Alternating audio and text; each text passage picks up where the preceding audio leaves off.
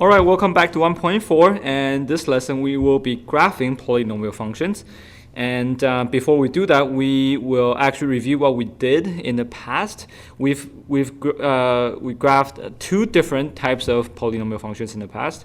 One is linear functions, and the other one is quadratic functions. Okay, so we'll be looking at higher degree functions, like cubic functions and quartic functions and quintic functions and so on.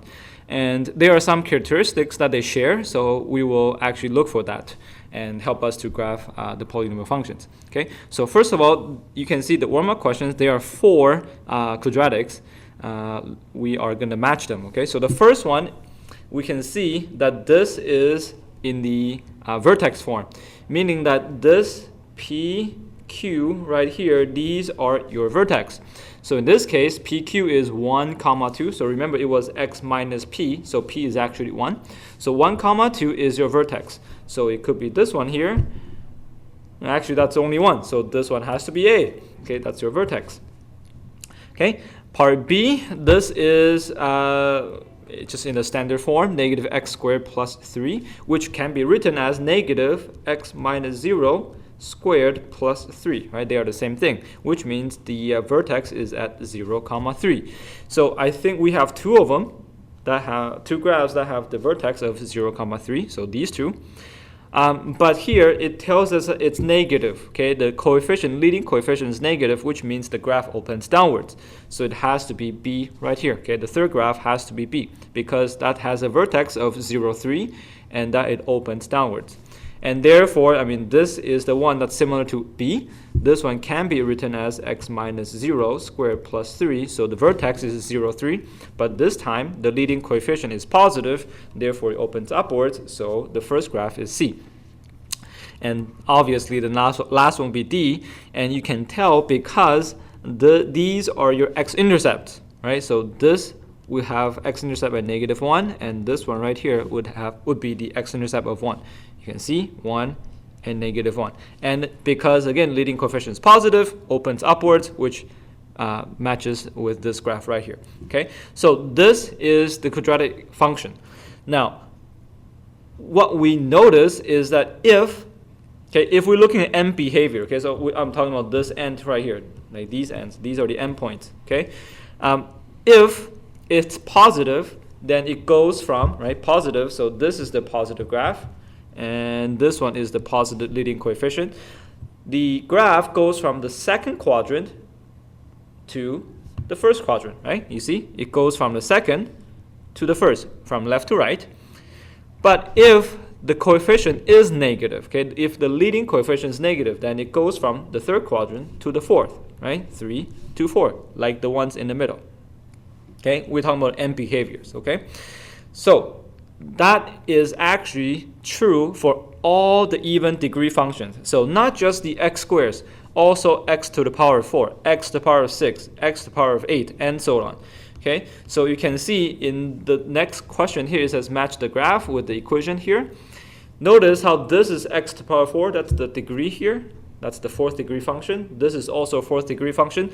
So if they are even degree functions, and negative. So maybe I'll write this down here. So even degree and negative leading coefficient, then graph goes from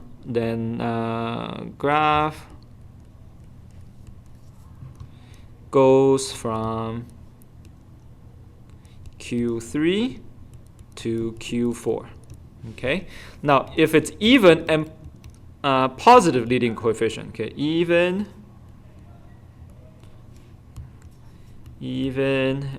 and positive leading coefficient, then it goes from Q2 to Q1. Okay, so if we look at these four choices, the only one that goes from quadrant 3 to quadrant 4 is this one, right? You see, it goes from quadrant 3 to quadrant 4, right? We're talking about the end behaviors, okay? So we're looking at the end. That's where it goes. It goes from 3 to 4. So this must be A. Okay, and you can see it almost, kind of look like a parabola, right? It kind of is this in this shape, sort of, not really, but you can see that that's in general, that's what it looks like, okay? And this would be part B because that goes from quadrant 2 to quadrant 1. And again, you can see this is sort of like an U shape. Not really, it's a W, and because it's to the power 4, right? If it's just square, then it's almost like a U. Well, it actually is like an U. If it's to the power 4, it's a W. If it's to the power of 6, then you'll be 1, 2, 3. 3 of them, 3 lumps, right? Like that, okay? 3 valleys, I suppose, okay? Something like that. And so on, okay?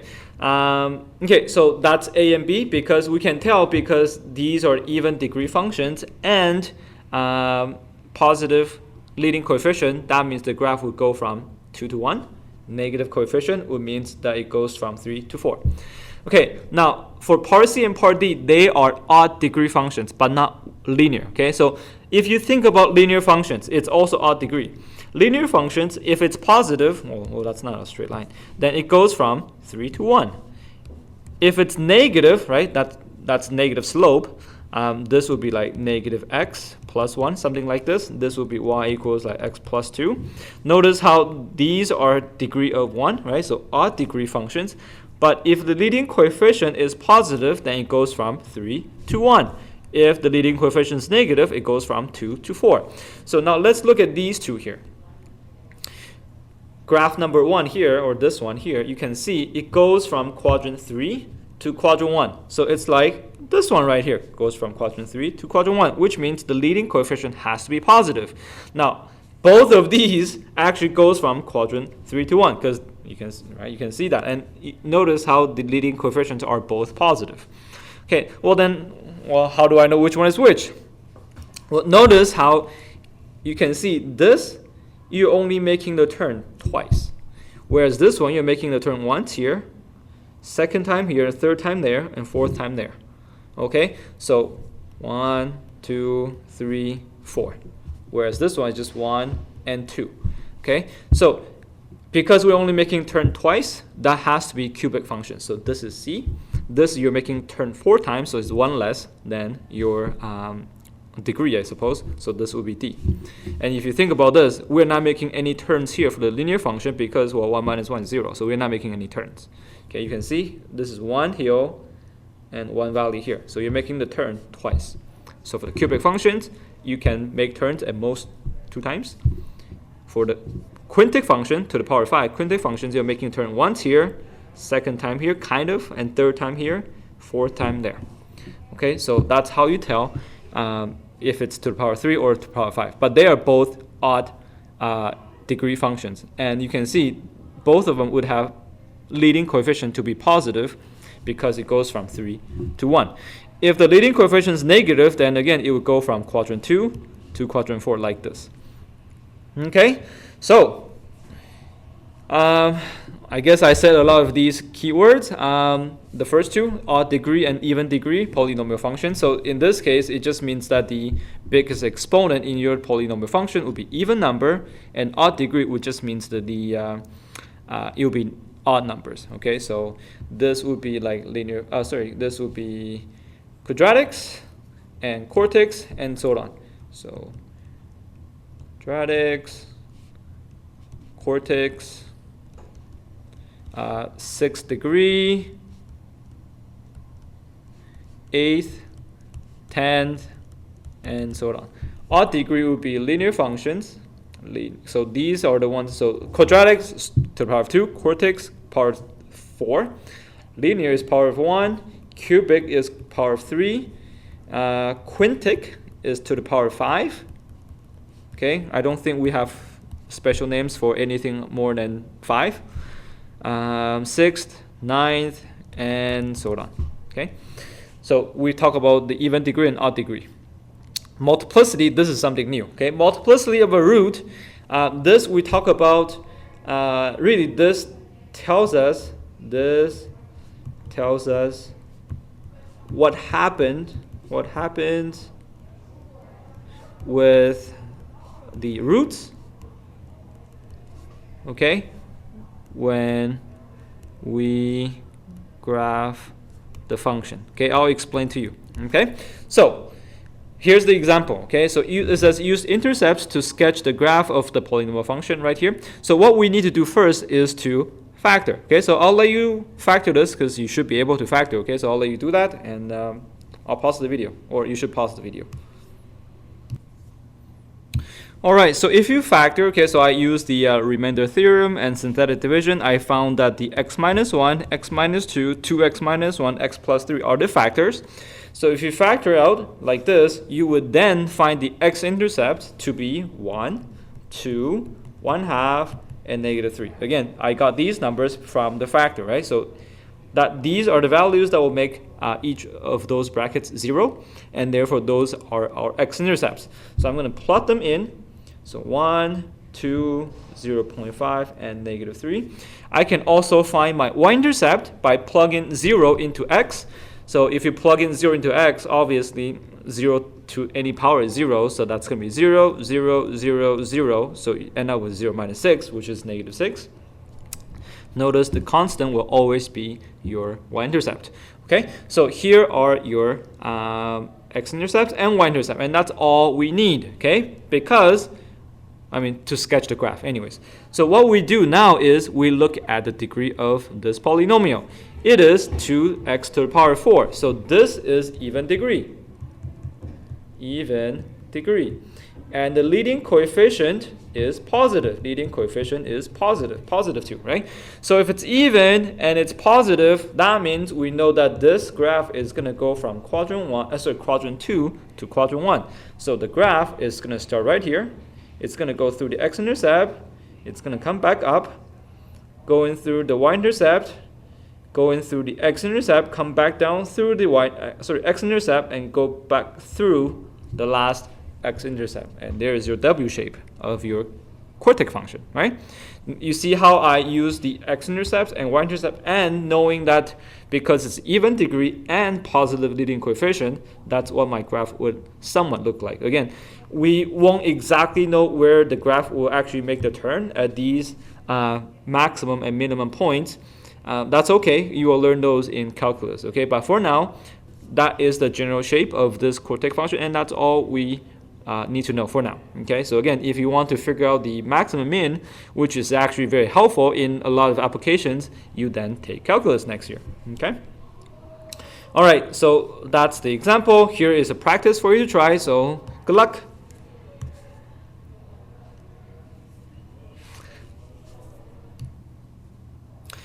Okay, so here, if you factor, then this is what you get. X times x plus 3 times x minus 2. Therefore, here are your x-intercepts, 0, -3, and 2. Y-intercept is simply 0 because the constant is, well, plus 0, right? So 0. So now, once we have the intercepts plot into the grid, then we look at the degree of this polynomial function. This is odd degree, okay? And again, the leading coefficient is positive. So if it's odd and positive, it looks... First of all, it's odd, so we know it looks like a line, or it behaves like a line, and it's positive, so the graph goes from 3 to 1, okay? So it's going to start here. It's just going to go up, going through the x-intercept, come back through the second x-intercept, and go back up through the last x-intercept. So there's your cubic function like that, and that's it. And again, let me emphasize this. We don't know what these maximum minimum values are, and that's fine for now, okay? We're not too worried about it. Okay, so that's how you use the characteristics of the even and odd degree polynomial functions, and whether the leading coefficient is positive or negative to sketch the graph. And now we're going to move on to the multiplicity, okay?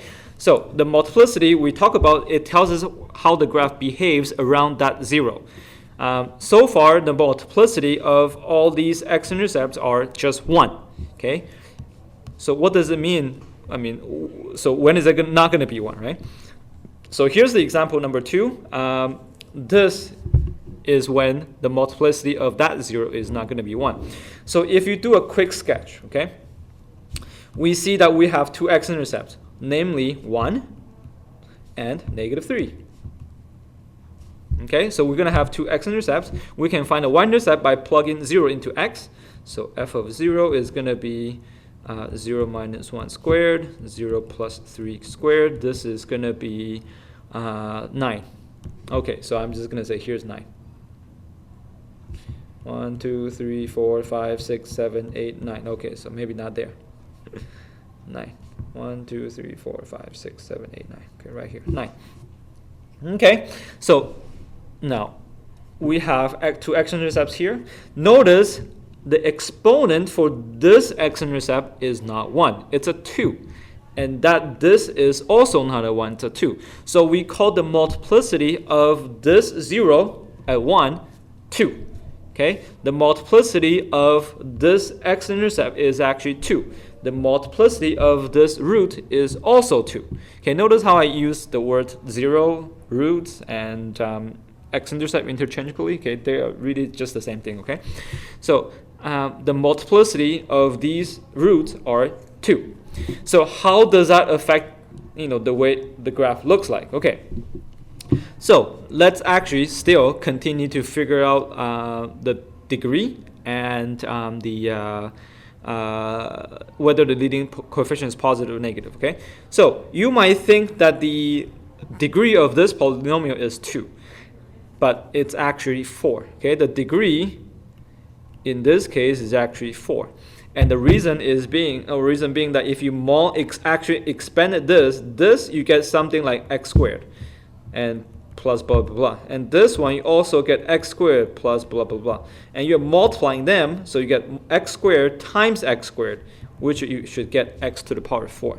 That's why the degree is 4. So simply adding all the exponents together will tell you the degree. Okay, so the degree is 4. The leading coefficient in this case is positive, because x squared is positive and x squared is still positive. Positive times positive is positive. Therefore, it's even degree and leading coefficient is positive, so we know it's going to go from Q2 to Q1. So the graph is going to start here. It's going to end up right here. Okay. Now, the graph in this case, because the multiplicity is even. Okay, let me say that again. It's even. Well, because it's 2, right? It's 2, and therefore even.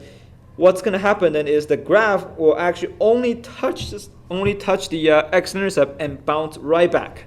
Okay, it will touch and bounce right back if the multiplicity is even. Okay, and then just going to go up, go through the y-intercept. Again, the multiplicity here again is even because it's 2. So it's going to touch and bounce. And there is your U-shape.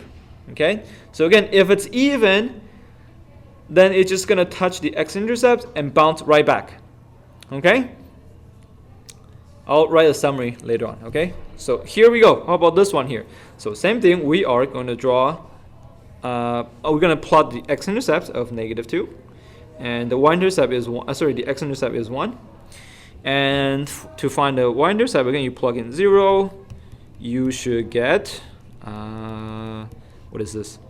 This is 1, this is 8, so -8. Okay, so it's going to be 1, 2, 3, 4, 5, 6, 7, 8. Okay, and now we are going to figure out if this is even or odd degree. So again, that you simply add up all the exponents because they're multiplying together. Okay, that's why we add all the exponents. So this degree is 5, okay, which is odd. Okay, odd number, odd degree, not because it's odd, not weird. It's just that the degree is odd number. Okay, it's odd. Leading coefficient in this case is going to be negative. Because again, x cubed is positive, x squared is positive, so positive times positive is positive, but we do have a negative sign in the front, so negative of a positive is negative. Therefore, it looks like this. It goes from quadrant 2 to quadrant 4. It behaves just like a line. So we're going to start here. We're going to end up right here. Okay? Now, let's look at the multiplicity of each 0. So this one, the multiplicity of this 0 is a 2. So this root came from here, and the exponent is 2. So this is even. So we know it's going to touch and bounce. This multiplicity is odd. And actually, I shouldn't just say odd. It's a 3, okay? Because, well, 3 right there. Okay, the exponent for that 0 is 3. So the multiplicity of that root is 3. It's odd, and it's 3. Not 1, but 3. So what happened with any multiplicity of an odd number that's not a 1, it's what this is going to happen, okay? So it's going to go down rapidly, so fast. And then once it approaches that x-intercept, it's going to slow down. Notice how it's almost like a parabola that touches that x-intercept. But then it's actually going to go through. So when it goes through, it's going to go down slow first and then goes down fast. Okay, notice how you see that this is going down slowly, right? But then it picks up the speed and it just drops quite rapidly, okay? And then it's going to come back up. Now, this is an even multiplicity, so what's going to happen? And it's just going to touch and bounce back. Okay, so there is your quintic function right here, or graph. Okay, so let me say it again. If it's a 3, or 5, or 7, or 9, or 11, whatever odd number that's not a 1, the graph is going to go through like this, okay? So it's going to go down fast, slows down around that x-intercept, and quite slow to begin with after the x-intercept, and then goes down rapidly afterwards, okay? If it goes up, it's the same thing, okay? I'll show you. If it goes up, so if the multiplicity is 5 here, let's say, then it's going to go up fast, slows down, and then right after the x-intercept is going to be slow, and then going to pick up the speed. Okay, so this happens for odd multiplicity. Multiplicity. I think that's how you spell it. Yes. That's not a 1. That's not 1. Because if it's 1, we've seen it in the previous page. If it's 1, it just goes through. Okay? So again, if it's 1, it just goes through. If it's odd number that's not a 1, it will behave like this or like this. Okay? If it's even, then it behaves like this. Okay? So keep that in mind. That's true for all the multiplicity out there that you can think of. Okay? 1 goes through, 2 or any other even number, it will touch and bounce. 3, 5, 7, any other odd multiplicity, you'll behave either like this or like this. Okay, so here are 2 questions for you to practice. Good luck. All right, so here, this next one here, you can see here are your x-intercepts of -1 and 2. The degree is 5. Okay, so it's odd, and then the leading coefficient is positive, so it's going to go from 3 to 1. So we're going to start here. We're going to go towards the x-intercept of -1, which has a multiplicity of 4. Again, it's even number, therefore it's going to touch and bounce. And maybe I'll touch and bounce. And now when it approaches this second x-intercept here, this is 2, the multiplicity here is 1. So if it's 1, then it's just going to go through. So there's your sketch. Okay, so that's the first one. Hopefully that's what you got. The second one here, again, the x-intercepts are -1 and 3. The degree is 4. That's a 3 plus 1, so it's a 4. Leading coefficient is negative, and therefore it's going to go from 3 to 4. Okay, it's even and -3 to 4 because it looks like a parabola. It behaves like a parabola, going 3 to 4. So it's going to start from here. Now you can see, the y-intercept is 3, so I did it here. Okay, so the graph is going to go towards this x-intercept. Now we know the multiplicity is 3, so that's the interesting thing going to happen here. It's going to go up fast, slows down, and then slows first, and then pick up the speed like this. And then for the second x-intercept, the multiplicity is 1, so it's just going to go through. And there is your sketch. Okay. So hopefully, by using the intercepts and multiplicity, you could get a fairly accurate sketch. Again, the only thing that's not going to be accurate really is the maximum and the minimums, right? These values, we don't know what they are. But again, you'll learn that in calculus. Okay, so the last example for this lesson is then, can we go backwards and then come up with the graph instead? Okay. Come up with the equation from the graph. Okay, so here it says determine the polynomial function corresponding to the following graph here. So we can come up with this function, okay, f of x, because we can know the x-intercepts. The x-intercepts here are -3, and this is 1, 2, 3, 4. So we know it's going to be x plus 3 times x minus 4. However, there is always an a in the front, okay, the leading coefficient in the front. You need to figure out what the value of a is. And we can find the value of a by using this point. Okay, any point that's given to us on the graph, we can use that to figure out the value of a. Recall, this is simply the x value, and that's the y value. So 4, that's my y value, is equal to a times, and my x value is 0, right, for that point. So I can put 0 into x, and now I can solve for a. 0 plus 3 is 3, 0 times negative 4 is negative 4, 4 is equal to 3 times negative 4 is negative 12, times a, divide both sides by negative 12, you get a equals negative 1 out of 3. And therefore, your equation of this polynomial function is negative 1 over 3 times x plus 3 times x minus 4. This is the factor form. In the textbook, it might ask you to write in standard form, which just means that you need to expand this. Okay, I'm not too worried about it, to be honest. I think if you leave it like this, unless I say that write it in the standard form. But otherwise, you can just leave it your answer like this. Okay, again, standard form simply just means that you multiply it out. Actually expand it. Okay, so here's the last practice question for you. It tells you that this is a 4th degree function. That's key, okay? It's because you can see this happens in your graph, and that could mean that the multiplicity could be 3, 5, 7, 9, 11, and so on. But because it's 4th degree, then you can actually figure out what the exponent would be for that case, okay? So good luck, give it a try. Okay, so this x-intercept is negative 2. This is 1. So we know f of x is going to be a times x plus 2 and then x minus 1. Now we need to figure out the multiplicity. For the 1, I think that one is clear because it just goes through, so it has to be 1. Now again, this could be 3, 5, 7, 9, and so on. But I know in this case has to be 3 because it tells you it's a 4th degree function.